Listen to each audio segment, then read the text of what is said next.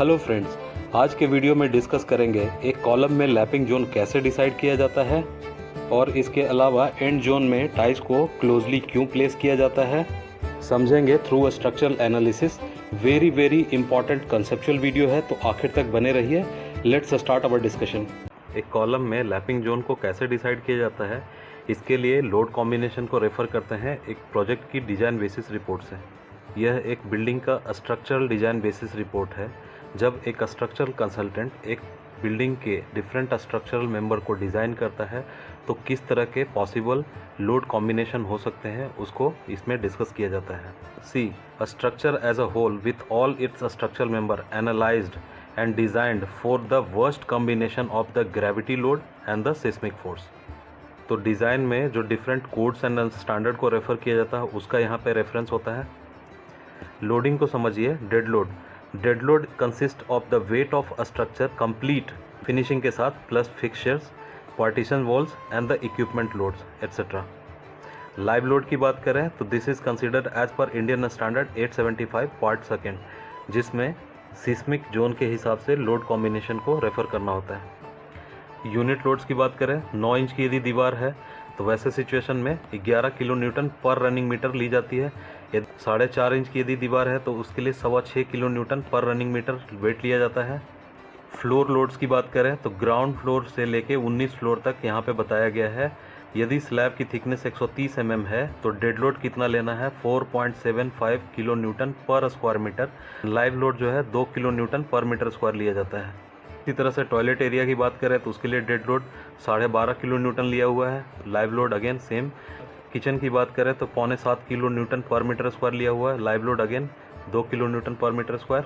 Column की बात करें तो यहाँ पे फाउंडेशन से लेके 10 फ्लोर तक के लिए जो लोड कॉम्बिनेशन लिया गया है, dead load plus 0.5 into live load. Live load कितना था, 2 kilo newton per metre square.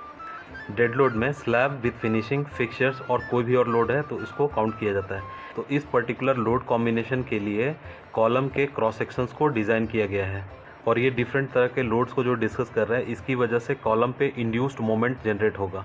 आपने देखा कि किस तरह से डिज़ाइन बेसिस रिपोर्ट जो होती है स्ट्रक्चरल कंसल्टेंट प्रोवाइड करते हैं, उसमें लोड की कॉम्बिनेशन ली जाती है। उस लोड की वजह से जो dead load and live load का कॉम्बिनेशन होता है जिसके लिए स्ट्रक्चरल मेंबर को डिज़ाइन किया गया है, उसके बेसिस पे यहाँ पे इंड्यूस्ड मोमेंट होगा। एक पर्टिकुलर स्टोरी हाइट पे आप जब शियर फोर्स की कैलकुलेशन करेंगे due to your lateral load which is earthquake और विंड, तो वो क्या होता है, कांस्टेंट होता है। यहाँ राइट साइड में जो मार्क कर रहा हूँ general shear force diagram which is constant between a story height. Variable क्या होता है, बेंडिंग मोमेंट। तो एक आरसीसी कॉलम की क्लियर हाइट के लिए जब बेंडिंग मोमेंट को ड्रॉ किया जाता है, उसका बेंडिंग मोमेंट जो है जनरल डायग्राम किस तरह से आता है, this is the triangular shape जो आपके सामने में है। अब अंडरस्टैंड कीजिए कि कॉलम का जो बोथ एंड पॉइंट है at the top as well as at the bottom, वहाँ पे जो है बेंडिंग मोमेंट डायग्राम में बेंडिंग मोमेंट क्या है, मैक्सिमम है। और जैसे जैसे एंड पॉइंट से हम सेंटर की तरफ बढ़ते हैं तो बेंडिंग मोमेंट क्या हो रहा है, रिड्यूस हो रहा है। तो एक कॉलम के लिए जो एंड जोन है जिसमें क्रैकिंग इज पॉसिबल, तो इस कॉलम के लिए जो h/4 हाइट है that is defined as a cracking zone both side, bottom and top. तो इसी एंड जोन को जोन ए बोला जाता है at the top and bottom. तो आप समझ पा रहे हैं कि जो आपका क्रैकिंग जोन है उसके बाद जो बचा हुआ zone that is zone B. इसलिए एक आरसीसी कॉलम में जब मेन रिइंफोर्समेंट की लैपिंग की बात करें तो ये पर्टिकुलर जोन जो है सूटेबल माना जाता है क्योंकि इसमें बेंडिंग मोमेंट फर्दर रिड्यूस कर रहा है and becoming zero at a point. Based on what we discussed please refer in the photograph. यहाँ पे zone A and zone B को मार्क किया हुआ है। Zone A which is your end zone both at the top and the bottom. Column में जो cracking होती है that extends in this end zone only और इसकी जनरल जो डेप्थ होती है that is h/4 where h is the clear height of the column.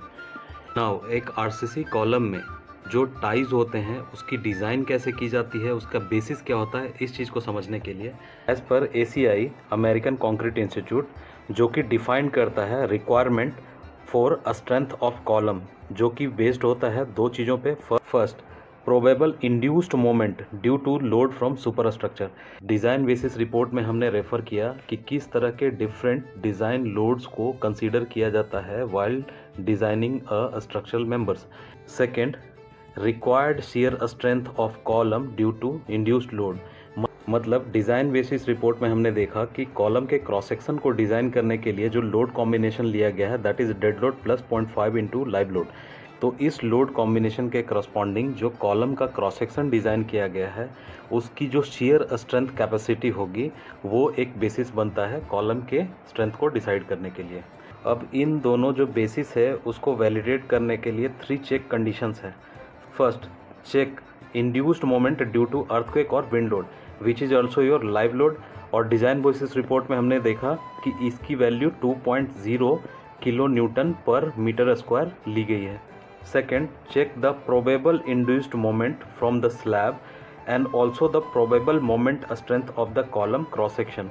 इसका मतलब जो कॉलम का क्रॉस सेक्शन है जो डिज़ाइन किया हुआ है dead load plus 0.5 into live load के बेसिस पे, तो उसकी जो मोमेंट रेसिस्टेंस कैपेसिटी होगी वो एंड जो लोड कॉम्बिनेशन लिया जा रहा था स्ट्रक्चरल मेंबर को डिज़ाइन करने के लिए, इस लोड कॉम्बिनेशन में एक तो स्लैब का इटसेल्फ डेड लोड प्लस उसके अलावा जो कोई यदि पार्टीशन वॉल आ रही है 115 mm की, 230 mm की, कोई फिक्सचर्स है, इन सारे लोड के कॉम्बिनेशन की वजह से जो बेंडिंग मोमेंट जनरेट हो रहा है। Let suppose this is your M1 and this is your M2, तो इन दोनों में से जो मिनिमम वैल्यू होगा that shall be the governing factor. Third check condition जो होगा, कॉलम का जो शियर स्ट्रेंथ होगा जिसके बेसिस पे कॉलम की टाइज को डिज़ाइन किया जाता है वो होगा maximum of moment of 1 and 2। Means first वाले चेक पॉइंट को यदि देखें, लेट सपोज इसमें बेंडिंग मोमेंट आपका M0 है। सेकेंड वाले केस जिसमें 2 कंडीशन थी उसमें से जो मिनिमम वैल्यू था उसको पिक करना था, लेट सपोज ये M2 है। देन कॉलम का जो शियर स्ट्रेंथ होगा वो क्या होगा, maximum value of M0 and M2। Late suppose this is M2, तो इस M2 वैल्यू के करस्पॉन्डिंग ही कॉलम का जो शियर रिइंफोर्समेंट है, टाइज है, उसको डिज़ाइन किया जाएगा एंड प्रोवाइड किया जाएगा। So friends, a spacing of ties in a RCC column is calculated based on 2 parameters, first and second। second जिसको हमने अभी डिस्कस किया, probable induced moment on slab due to loading from superstructure, and first one stick moment capacity of the column।